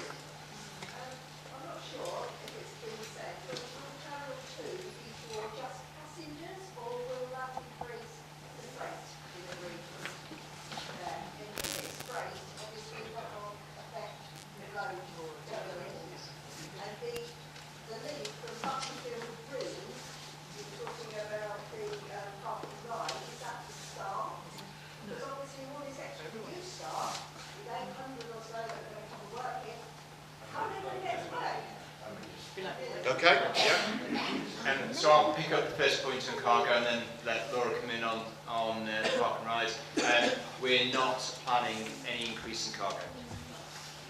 Okay, Laura. In terms of users of the park and ride, some of you will know that that idea has been around for a long, long time. In other places, park and ride is used to support town centres or other forms of development. I think what we've got to look at is where have we got areas that we want to take people to, that it would make sense if we got them parking and then bus them there. And we've got to think about that. The original concept, I have to say, was to support the town centre. But whether that is still the right thing, and where we've got other uses going on that need different ways of travelling there, they're all the things we've got to think about. Okay, I'm making my way forward. Have you got any more questions for now? No? Okay. David, and then it'll be you, Yes, David. first, just start with one comment, which is I have twice had commitments for an overall view of the development and the impact to the East of Luton. I got a very small part of what I would consider to be an adequate answer to that question earlier. I still consider it to be an outstanding commitment from you, Councillor, and I think that tonight ought to have been, at last, the time when you actually did what you have twice personally committed to do. You have not done so, and I find that really almost dishonest to the public of this area.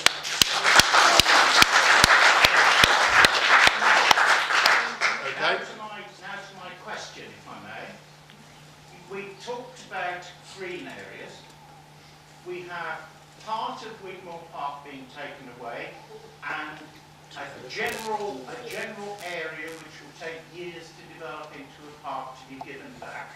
And we've used the same excuse tonight as we've had with Wandon Park, which is that we get in return for a development of houses, more cars, more pollution, a development of houses, and the same excuse comes up which says, we're giving you back more land.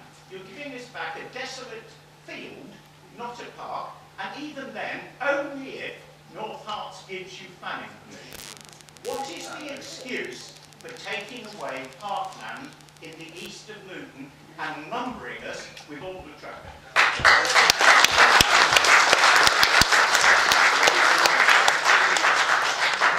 Okay. No, can we do responses? Sorry, only fair.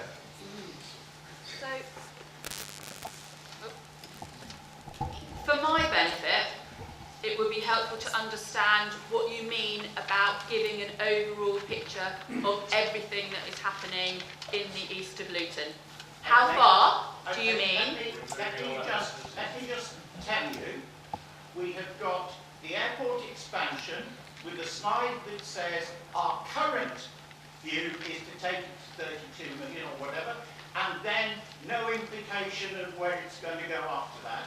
That the new access road from Eton Green, which is contrary to the local plan, is maybe not needed. We don't believe anything you say, so it's got to come out of the plan. The next thing then is we've got the building in Wandon Park. We've also got development in North Hertfordshire in the Greenbelt.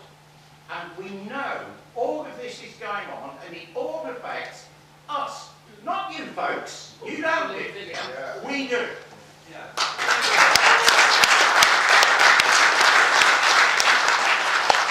So how would you see that being presented back? Because I've told you about lots of those schemes. Actually, you already know. So how would you like that to be presented back, and in what form?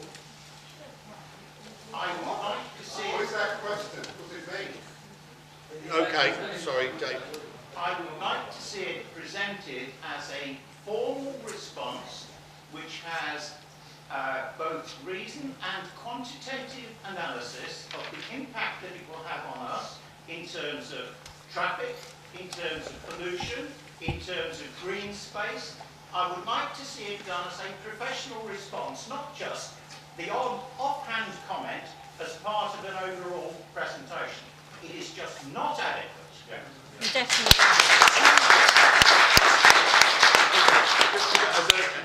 Just to clarify, I think what we're saying is we would like a report which says, you've heard all these things are happening in the east of Luton. All these negatives in terms of affecting the lives of people are happening. London Close, houses to the east of Luton, taking away Wigmore Valley Park, expansion of airport, whatever, blah, blah, blah. We want to say, that's what's happening, this is the impact on the people, this is what we are proposing to do as mitigation. And why we're particularly concerned is, for example, we can only see, I think people here can only see, they can't see any mitigation. And the mitigations that are proposed, just to give 3 examples, which is a 40-year-old park replaced by a field somewhere in Hertfordshire. We don't see, yeah, okay. A major traffic problem solved by 3 sets of traffic lights, to be extreme, on Eton Valley Road, and a similar situation in terms of Wandon Close. So what we want to say is these are all the issues, this is the effect on the people, and this is how we're going to satisfy them that actually their life and quality of lives are going to be maintained. That's the sort of format I think we're looking for. Yeah. Can I just say about the replacement of parks, what you're offering are fields, that's agricultural land.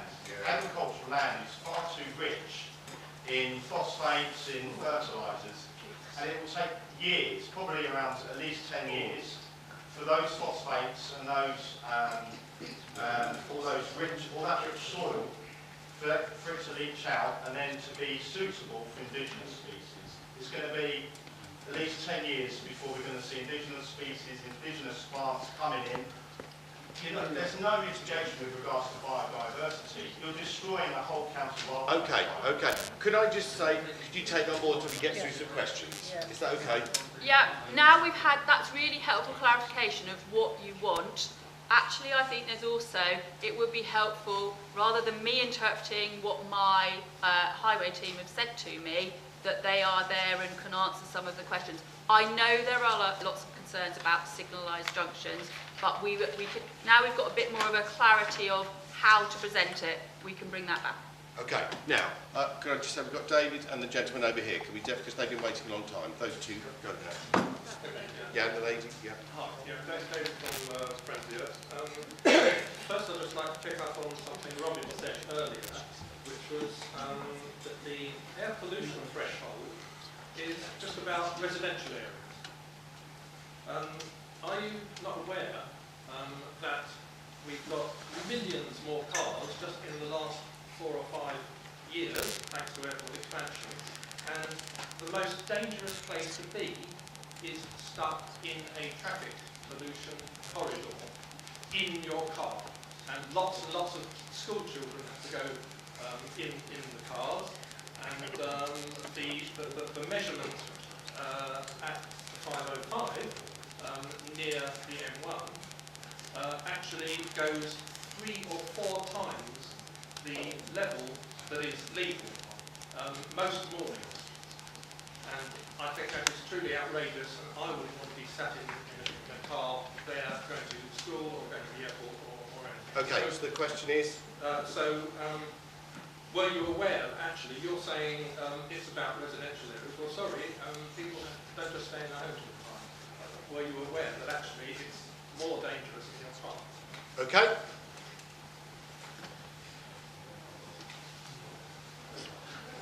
Pollution cars.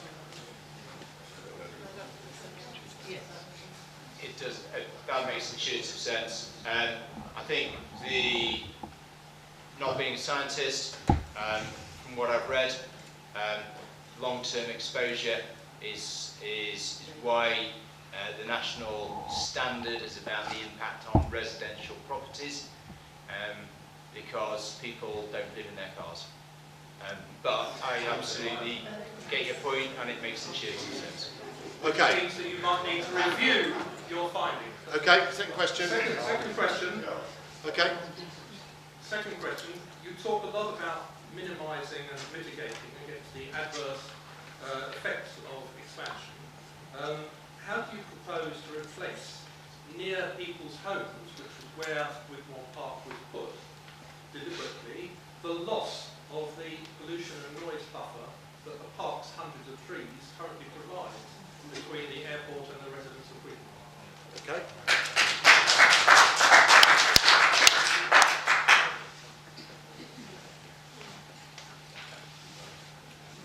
So I don't mind who answers. the access point will remain the same, so it's not, the majority of the park is not getting any further away from people. Most of the trees are going to be cut down for the development.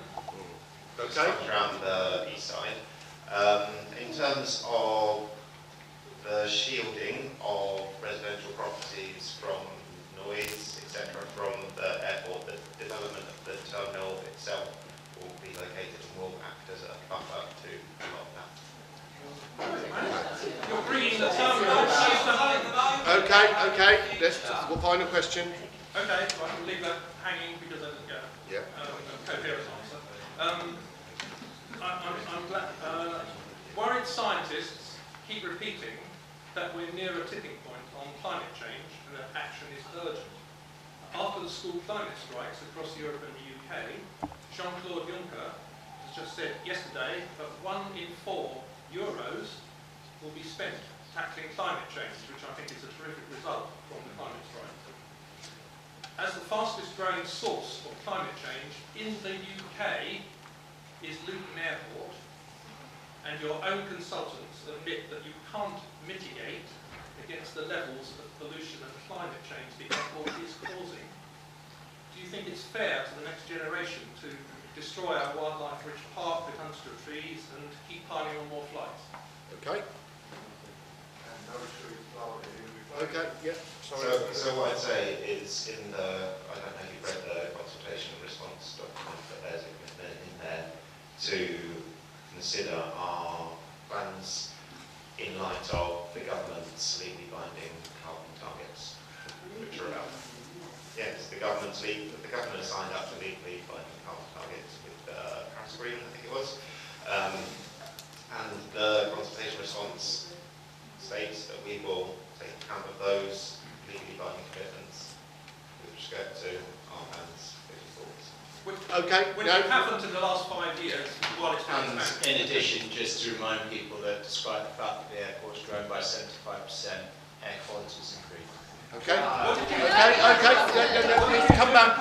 Yeah, we'll come back. Okay, gentleman over here. Okay, yeah, okay, gentleman. Okay, so we won't get through the questions to gentleman over here. At a previous meeting, Ashcroft Road was mentioned as a possible route, main route to the airport. Is that still thought feasible? Has anyone been travelling on Ashcroft Road and seen all the cars that get parked, especially by the Ladies Eye Werner House? Ashcroft Road, I'm talking about. As it was a main route to the airport some time back. It's still mentioned tonight, Ashcroft Road. Ashcroft, Lalaford, Substantial house through to Crawling Ring Road. Could I just, maybe if I just paraphrase the question, Ashcroft Road, which goes from Stopsey round Green Jansel House through to Lalaford Road, already a rat run. If traffic were to double, would inevitably take more traffic. What could be done to make sure that Ashcroft Road and, to be fair, Lalaford Road and, to be fair, Wigmore Lane did not become rat runs?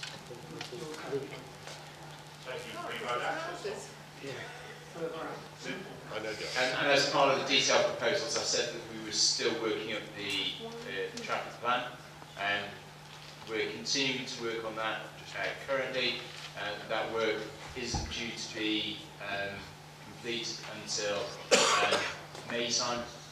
So at that point, we'll be able to have a clearer conversation with the public about what the plan is. You could build a tunnel. Okay. Could do. Okay, this gentleman over here. Around the airport, there's not screen space, yes, it's all common. What's the airport doing now with the wildlife, with the rare birds?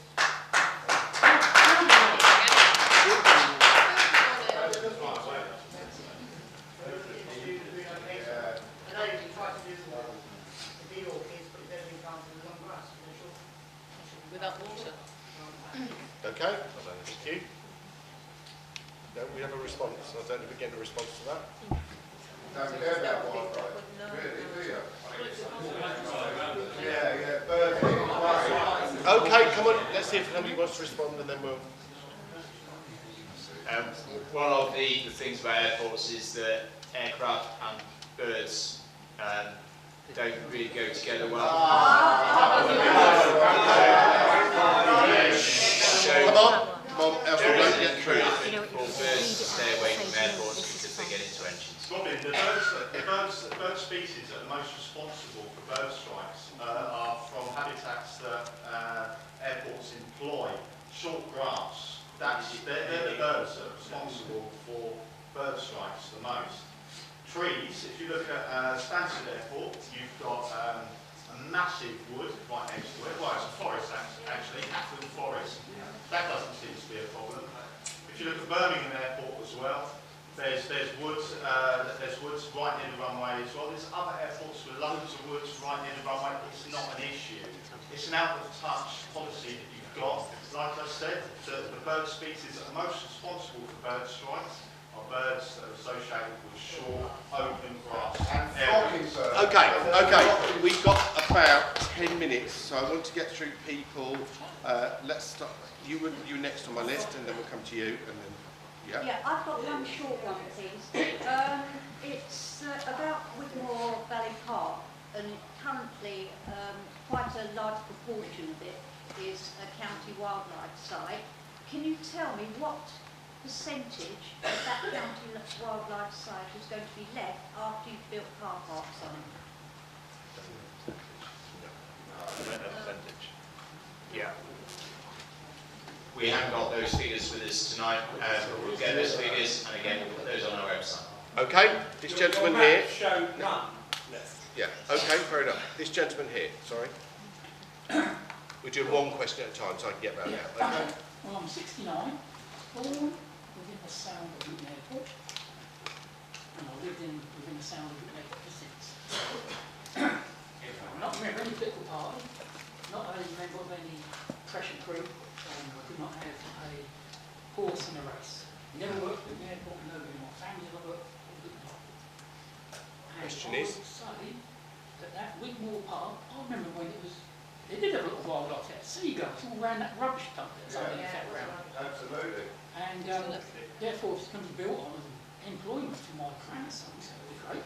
Another point is, two of my brothers and one of my sisters had asthma.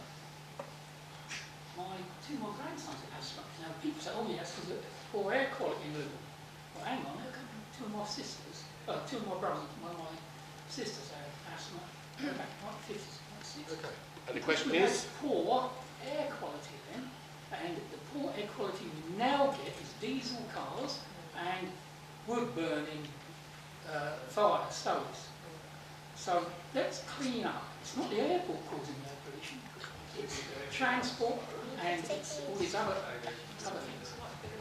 Okay, so the question is? Nuisance of the cargo flights that are currently regulated during the small hours. There are many of them that take off between 2 o'clock and 4:30 in the morning.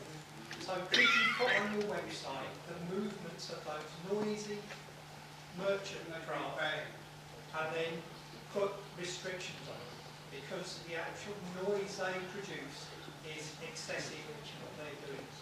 And that should be through NATS. You should be able to get through the national air traffic. And if you don't know that, what your movements are in your own airports, then you will call people to manage it. Okay.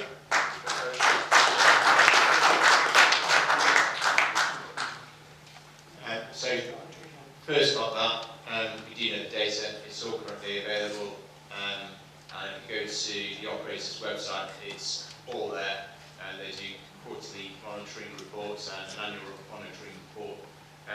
Second point is that there are current restrictions on the amount of traffic. Third point is absolutely get your points about the cargo flights being the noisier ones, and we are looking at that. We've already said that we're committing not to increase the amount of cargo. Ultimately, we think it's better for Luton to be a passenger airport than a cargo airport. There are other airports in the country that are more suitable to be cargo airports. East Midlands, there's a plan for Manston coming forward. We don't see our future as being a cargo airport. Okay, good. The gentleman over here. You had a presentation about everything. You said they're going to get a lot of money from the airport. How much is being spent in Luton? Directly in Luton. You said about the high salaries being paid. And most of those pilots, do they live in Luton?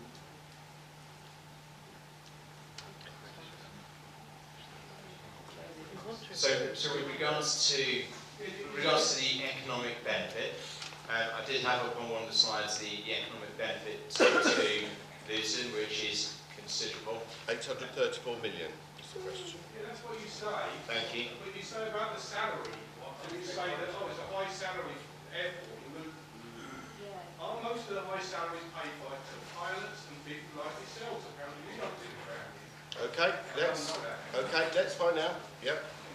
So we're still doing a lot of detailed analysis. We've got, obviously, we're dealing with private companies, some of which have given us their data, some of which have not. So we're still doing the analysis of that data to really understand what the total picture looks like. But we do know that there are great quality jobs available up at the airport, so we're growing the number of great quality jobs, and that is having a positive, and does have a positive impact on Luton. On one of the slides I put up, that it's a fact that Luton is the #1 place in the country for private sector job growth, i.e. up at the airport, and as Laura mentioned at Vauxhall. and Luton is the #1 place in the country for private sector salary increase as well. They're figures from the Centre for Cities, which you can go and verify on their website. Okay, because of... Can I just say, Sorry. but you're quite right to question about some of our young people haven't got the skills for some of the jobs that are at the airport. Hence, that's why we're spending such a lot of money on trying to improve people's skills, because we want the more people that live in the town to benefit from the growth in the airport. That's why a lot of the work is being done around that. So I think you're absolutely right to raise a concern around that. There is a lot of people from outside of Luton that do work at the airport, and we want to redirect that balance. Okay, could I just... Yeah, I understand. I just want to give a few people... Okay, just a few people a chance. Okay, thanks. A few people, this lady here, that hasn't had a chance yet. Okay, yeah.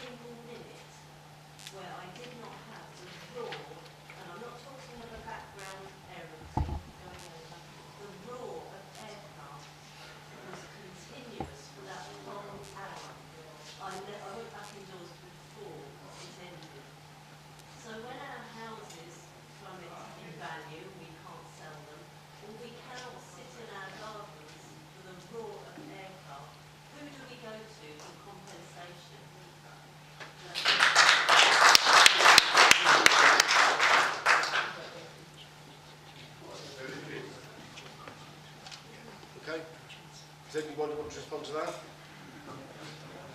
Yeah, with regards to compensation, there is a process as part of the planning process if there's blight on house prices. We're fortunate though in Luton that over the last 5 years we've had some of the strongest house price growth in the country. Obviously that's a benefit for those of us that own houses, a disbenefit for those in our community that don't. Okay, no, I'm trying to do people that haven't had a chance to have a say. Okay, Chair. I just want to mention a little of one-to-one. As you know, we had a consultation last week which 260 people attended, which is absolutely phenomenal. We've seen what you've had, you know, you've hardly not got there. Or if you can't like that. We were told that there is no problem accessing Luton Road. Sit here tonight, and that is not true. We were told there's no problem. Luton Lane's fine. We were also told that we didn't need to carry out a traffic survey at this point in time. Surely that comes right at the beginning to find out what the traffic is like. Can you take on that, please? Yeah.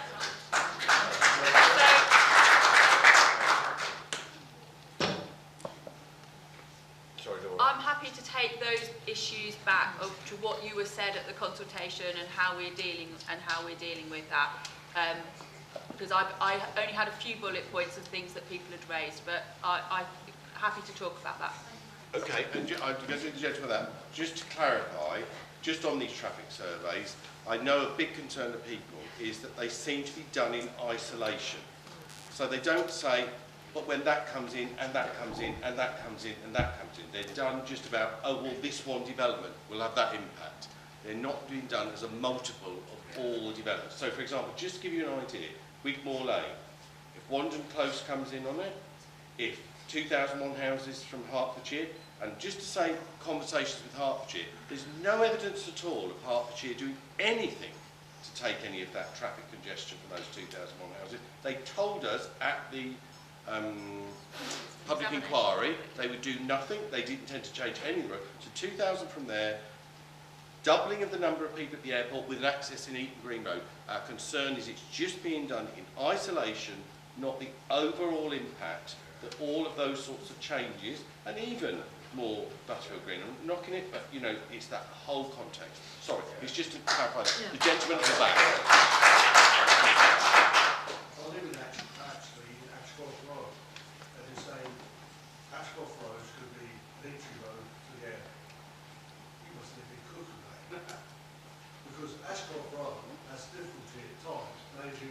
traffic's not down.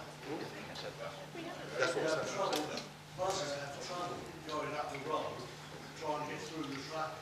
When you've got schools there, a church, and all things like that going on.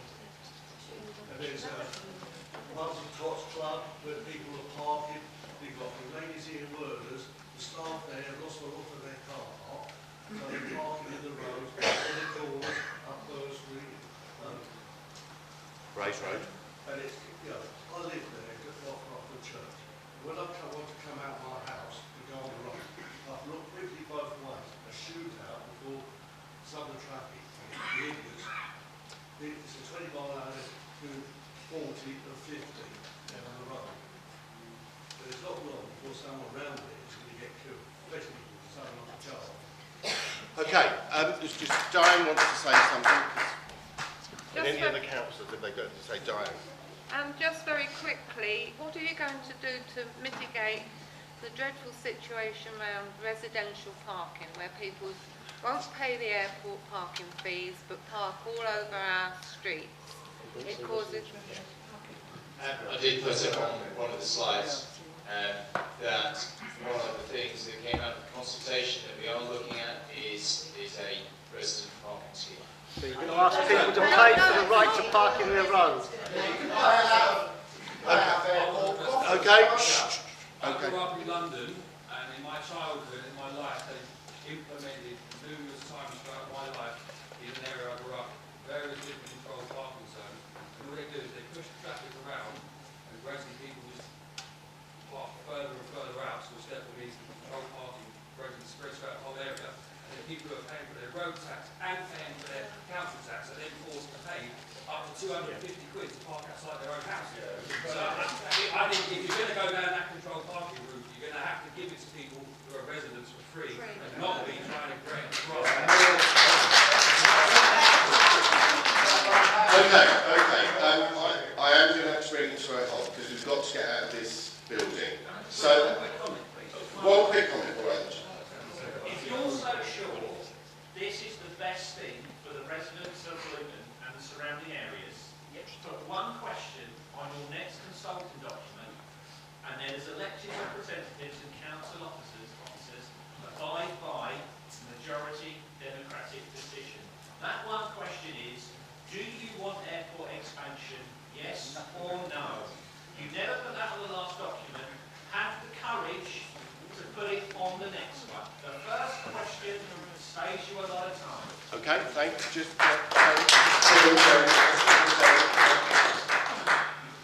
I just want to say, this group that's going to be formed to look at pollution will be meeting in the next couple of weeks. Diane, myself and Councillor Chowdhury are on it. If you want to get evidence or deliver something to us on pollution, then please do so, and we'll take it to account and take it from there. Okay, thank you very much. I'm going to have to bring it to halt. Sorry, I'm going to have to because of the timing. Thank you very, very much for everybody that's attended. Could I just thank the people for attending? Could I ask that this becomes part of a series of meetings, and there's just one response from there. And just before you go, any final words from the group here? No, just thank you for inviting us along to talk to you tonight. Okay.